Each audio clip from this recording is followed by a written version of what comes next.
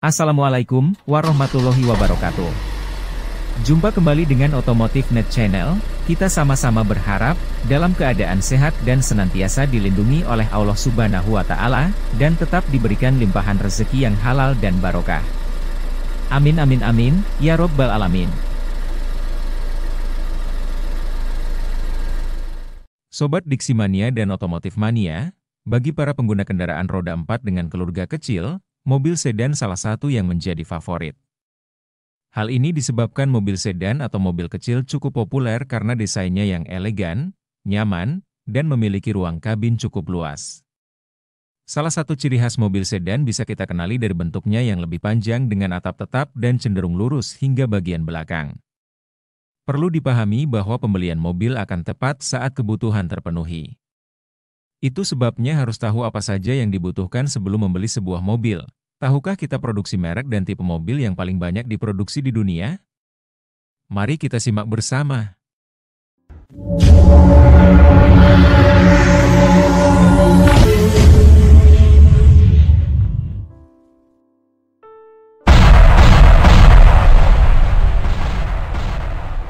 Banyak yang menganggap bahwa VW Kodok adalah mobil kecil yang paling banyak diproduksi. Hingga tahun 2003, terakhir produksi tercatat sebanyak 21.529.464 unit. Memang tidak salah, karena VW Kodok atau Biedel tidak banyak melakukan perubahan variasi pada unitnya. Tetapi sesungguhnya mobil yang paling banyak diproduksi di dunia adalah Corolla, besutan dari pabrikan Toyota dengan segala variannya. Awal mulanya sedan dibuat Toyota di awal tahun 60-an, adalah Publica. Kendaraan ini diciptakan untuk menjawab permintaan pemerintah Jepang akan konsep mobil nasional. Satu hal penting yang ditekankan oleh pemerintah Jepang kala itu, dan perlu diperhatikan oleh Toyota, adalah mobil tidak boleh mogok atau memerlukan perbaikan signifikan selama lebih dari 100.000 km.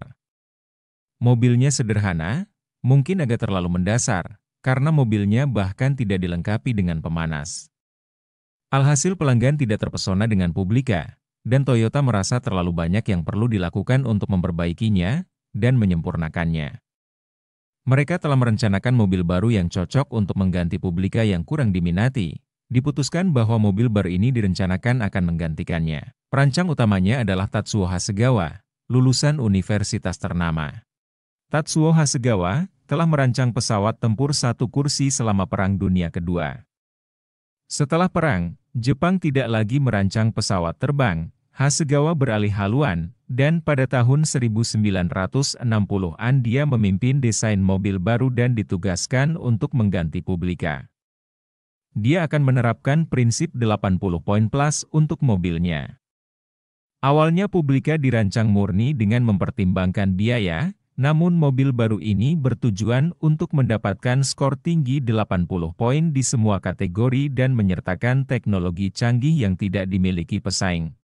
Garis-garis lurus diperhalus sehingga memberikan tampilan yang lebih elegan.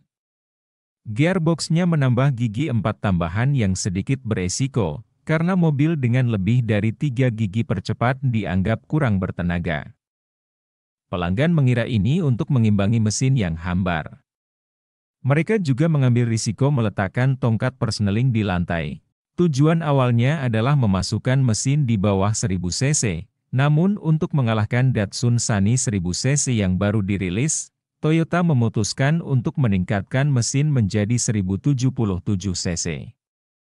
Dan menamakannya Corolla, yang secara kasar diterjemahkan dari bahasa Latin sebagai mahkota kecil bunga. Corolla diluncurkan pada tahun 1966 dan langsung menjadi hit di Jepang. Ia bersaing dengan Datsun Sunny dari Nissan, yang dirilis pada tahun yang sama. Seperti mobil ikonik lainnya, Corolla mencapai titik terbaiknya, memberikan performa yang cukup, kenyamanan, dan sedikit kelas ekstra dengan harga yang wajar. Toyota segera beralih ke jalur ekspor, dan Australia menerima Corolla pertamanya pada akhir tahun 1966. Pada tahun 1968, Corolla tersebut diproduksi secara lokal di sana. Tak lama kemudian Toyota bersiap untuk menghadapi Amerika Utara, dan mereka akan memulai dengan serangkaian uji ketahanan dan suhu dingin pada tahun 1967. Akhirnya mobil tersebut akan muncul di ruang pamer Toyota di Amerika Utara dan Eropa pada tahun 1968 bersama dengan facelift kecil yang membantunya mematuhi standar Amerika Utara.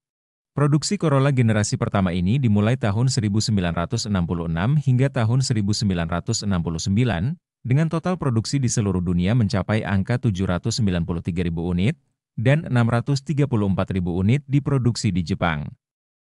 Berikut rekapitulasi produksi Corolla generasi pertama.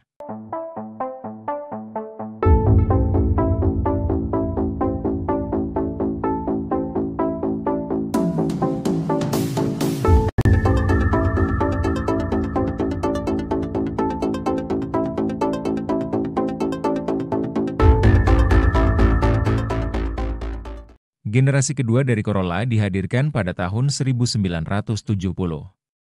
Ini menjadi awal kiprah dari Corolla di pasar otomotif Indonesia. Saat itu, Corolla hadir dengan versi 4 pintu. Dibekali mesin 3K 1200 cc, dengan transmisi 4 percepatan manual, yang menghasilkan 68 tenaga kuda, dan diberikan kode KE20. Pada tahun 1970 hingga 1973, Corolla generasi kedua ini dianggap sebagai mobil sedan yang tangguh. Sebab, tidak hanya digunakan sebagai mobil pribadi tetapi juga menjadi mobil taksi yang mengangkut penumpang di Indonesia. Di Indonesia Toyota KE20 diberi nama Corvette, atau Corolla Betawi, karena mungkin saja dulu digemari oleh keturunan Betawi. Selain itu, KE20 digunakan sebagai armada presiden taksi yang terkenal di era 70 hingga 80-an. Produksi Toyota Corolla generasi kedua ini rentang waktu 1970 hingga 1973 secara keseluruhan 2.408.000 unit, dan 1.432.000 diproduksi di negara asalnya yakni Jepang. Berikut produksi Corolla generasi kedua atau Corvette.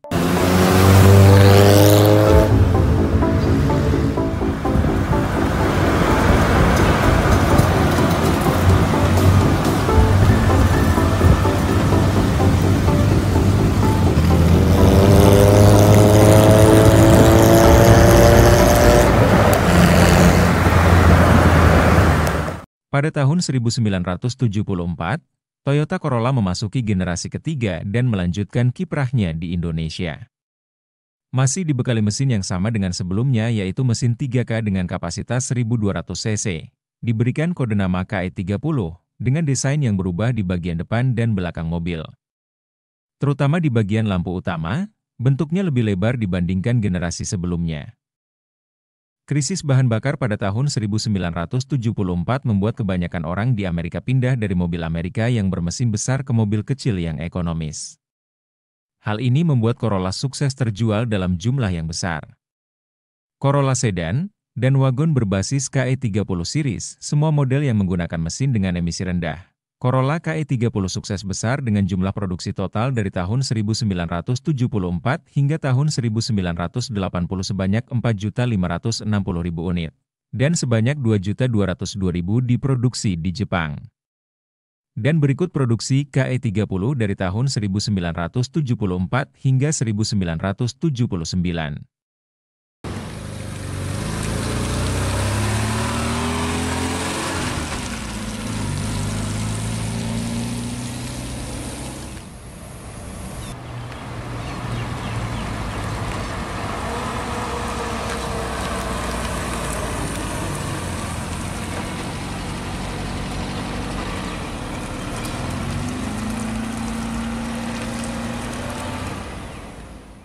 Memasuki tahun 1980, Toyota kembali membuat gebrakan dengan menghadirkan varian baru dari seri Corolla generasi keempat yang diberi nama KE70. Kalau di Indonesia disebut Corolla DX, ini merupakan Corolla terakhir untuk semua model yang berpenggerak roda belakang. Di Indonesia hanya tersedia dalam varian DX 4 pintu, dengan kode mesin 4K, dengan kapasitas 1295 cc 4 silinder segaris, yang mampu mengeluarkan tenaga 90 tenaga kuda dengan torsi 104 Nm. Platform generasi ini juga dipakai untuk Daihatsu Charman.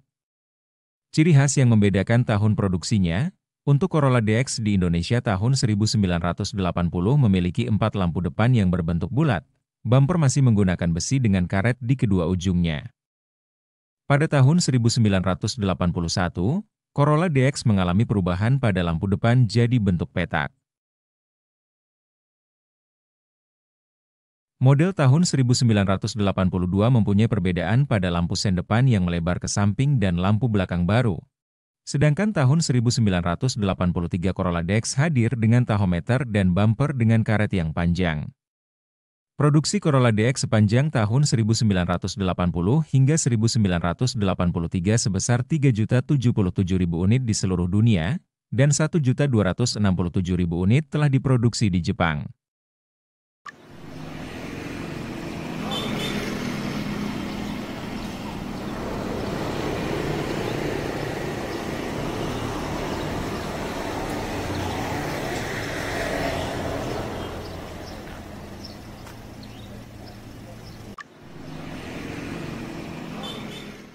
Di tahun 1983 akhir, dan dipasarkan pada tahun 1984, muncul generasi baru yaitu generasi kelima. Pada generasi kelima, Toyota Corolla sudah mengalami perubahan yang cukup banyak. Mulai dari bentuk bodi yang semakin rapi dan cantik hingga performa mesin yang semakin tangguh. Mobil yang diberi kode GL ini menggunakan penggerak depan agar lebih efisien, nyaman, dan dapat memperluas interior.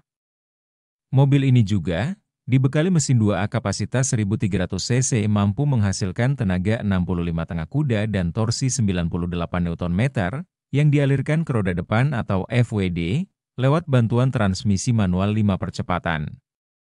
Ia menjadi generasi pertama Corolla di Indonesia yang menganut layout FWD. Beberapa pihak mengatakan model ini adalah uji coba Corolla, yang beralih dari penggerak roda belakang menjadi penggerak roda depan. Tapi sayangnya, respon masyarakat terhadap kehadiran Corolla GL ini kurang antusias. Menghadapi hal itu, Toyota melakukan upgrade mesin pada tahun 1985, dan memberi nama kendaraannya dengan nama Corolla SE Salon. Kendaraan ini menggunakan mesin baru dengan performa yang lebih mumpuni, yaitu mesin 2E, tipe SOHC 12 katup. Sehingga output mesin melonjak menjadi 72 tenaga kuda dan torsi sebesar 103 Nm. Produksi Corolla generasi kelima ini jauh di bawah pendahulunya, yakni Corolla DX, yang hanya mampu memproduksi 2.112.000 kendaraan saja di seluruh dunia. Sementara itu di Jepang sendiri saja hanya mampu memproduksi sebanyak 788.000 unit saja. Berikut produksi Corolla GL sepanjang tahun 1984 hingga tahun 1986.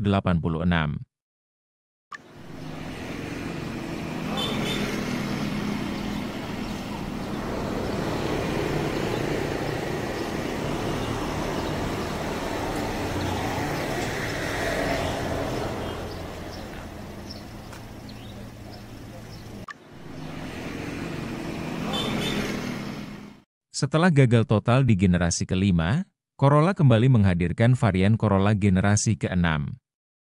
Pada tahun 1987, hadir dengan kode bodi AE92 dan teknologi camshaft ganda atau dikenal dengan twin cam, transmisi manual dan yang sudah mengadopsi bertransmisi otomatis. Corolla generasi ke-6 ini berhasil merebut hati para pecinta otomotif di Indonesia. Pada saat itu, Corolla hadir dengan 3 pilihan mesin. Pertama, mesin 2E, berkapasitas 1300 cc, mampu menghasilkan tenaga 72 tenaga kuda pada 6000 rpm. Dan yang kedua mesin 4AFE berkapasitas 1600 cc, yang menghasilkan tenaga 94 tenaga kuda pada 6000 rpm. Sementara torsinya sebesar 126,5 Nm pada 4000 rpm.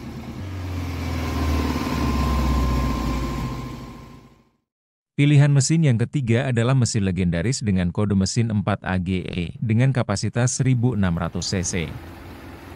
Yang menyemburkan 140 tenaga kuda pada 7.200 rpm, dan torsi maksimal 147 Nm pada 4.000 rpm.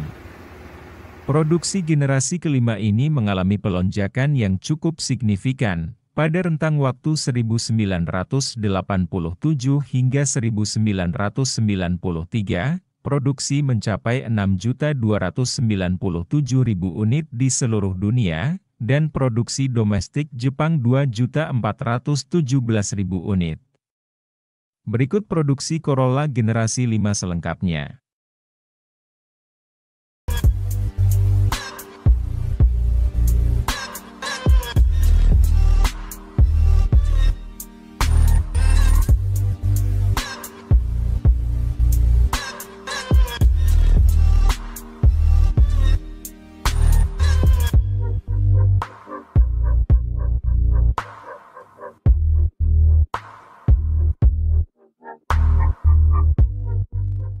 Selanjutnya, muncul generasi ketujuh yang dirilis pada tahun 1993.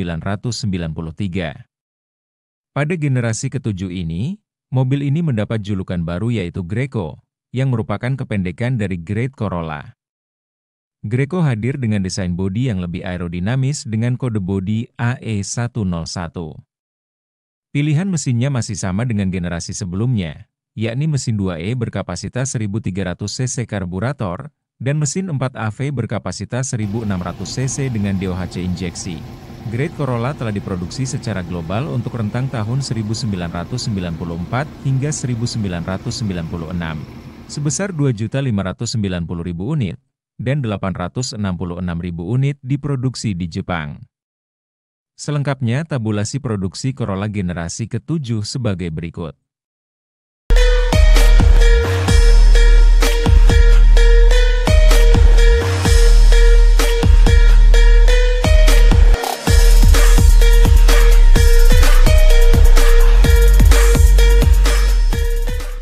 Setelah era Greco berakhir, mulai tahun 1996 Toyota Corolla berubah lagi dengan nama New Corolla, dan ini adalah Corolla generasi ke-8.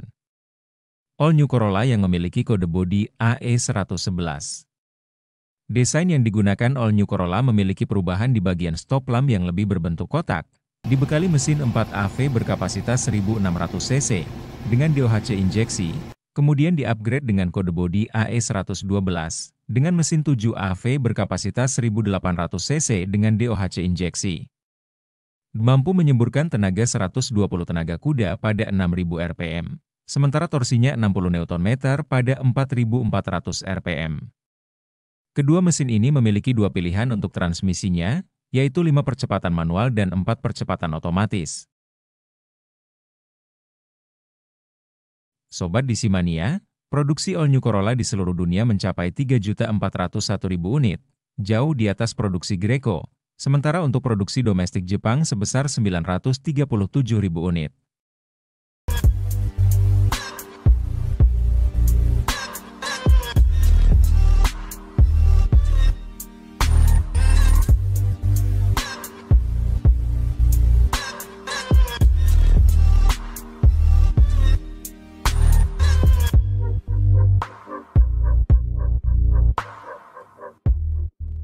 Di tahun 2001, All New Corolla mulai digantikan dengan Corolla Altis yang merupakan generasi ke-9 dari Corolla. Tampil dengan desain mewah dan elegan yang sangat cocok menjadi sedan keluarga yang lebih keren dari generasi sebelumnya. Bagian eksterior dari Corolla Altis didesain lebih besar dan terlihat gagah, baik dimensi panjang maupun lebarnya. Desain eksteriornya juga lebih modern dan aerodinamis, sehingga membuat Toyota Corolla Altis terlihat lebih elegan. Pada fitur keselamatan, Corolla Altis dibekali dengan airbag system, anti-lock braking system atau ABS, dan rem cakram di masing-masing roda. Corolla Altis generasi ke-9 ini menggunakan mesin 1ZZF-E berkapasitas 1800 cc. Dan sudah memakai teknologi VVTi. Memiliki dua pilihan transmisi, yaitu transmisi manual dengan 5 percepatan dan transmisi otomatis dengan 4 percepatan. Corolla terus berevolusi hingga pada tahun 2006 kembali muncul Toyota Corolla generasi baru, yaitu generasi ke-10. Pada generasi ini, Toyota Altis hadir dengan dua pilihan mesin yaitu 2ZR-FE berkapasitas 1800 cc DOHC dan mesin 3ZR-FE 2000 cc DOHC, berteknologi dual VVTi yang sudah didukung transmisi otomatis CVT. Fitur-fitur keselamatan juga telah disematkan di dalam Toyota Altis, seperti airbags, anti-lock braking system atau ABS, electronic brake distribution atau EBD, traction control, dan audio control. Pada generasi ke-11 di tahun 2014, nama Altis pada Corolla terus disematkan. Hadir dengan tampilan yang lebih tajam dan sporty dibandingkan generasi sebelumnya, dibekali juga dengan fitur keamanan seperti 7 airbags, anti-lock braking system atau ABS, vehicle stability control atau VSC, dan emergency brake signal atau EBS. Sementara mesin yang digunakan adalah mesin 2ZR-FE berkapasitas 1800 cc dengan teknologi dual VVT-i dengan kelengkapan fitur Sport Drive Mode yang membuat Altis lebih bertenaga. Dari tahun 2001 hingga tahun 2016, total produksi Altis seluruh varian sebesar 19.135.000 unit, dan 2.747.000 unit produksi domestik Jepang. Dan hingga tahun 2023, total seluruh produksi Toyota Corolla All varian 53.399.000 unit mobil, dan menjadikan merek Corolla besutan Toyota menjadi produksi massal terbesar di dunia, mengalahkan seluruh merek-merek mobil ternama lainnya. Baik Sobat Diximania dan Otomotif Mania. Demikianlah selengkapnya informasi yang kami sampaikan tentang produksi mobil terbanyak di dunia. Dan semoga informasi ini bermanfaat. Terima kasih. Wassalamualaikum warahmatullahi wabarakatuh.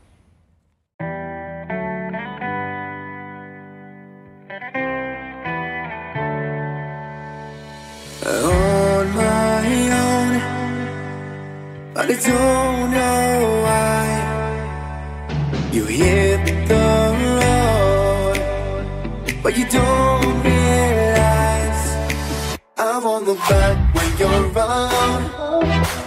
I won't think twice when you're gone. Don't hesitate to call me back, 'cause I won't